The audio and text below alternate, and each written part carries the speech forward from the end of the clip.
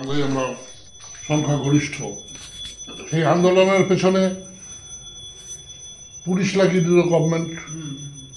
সুরাবর্দী, জিন্না, এরা সব জিন্না বললেন যে উর্দু, একমাত্র উর্দুই হবে এখানকার রাষ্ট্রভাষা। তখন হীরেন দত্ত উঠে দাঁড়িয়ে ইউনিভার্সিটিতে বললেন যে না, বাংলা সংখ্যাগরিষ্ঠ, বাংলা আমরা মুখের ভাষা, হৃদয়ের ভাষা, আমরা ছাড়ব না। তো যাই হোক, 1956 সালে প্রচণ্ড আন্দোলনের পরে পাকিস্তান গভর্নমেন্ট উর্দুর সাথে সাথে বাংলাকেও রাষ্ট্রভাষা হিসাবে স্বীকার করল।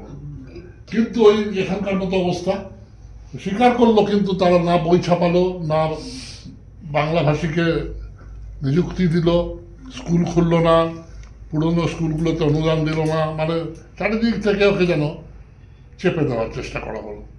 তো সেই আন্দোলন চলতে চলতে চলতে চলতে শেষত 71 সালে এই মুক্তিযুদ্ধের ডাক দিল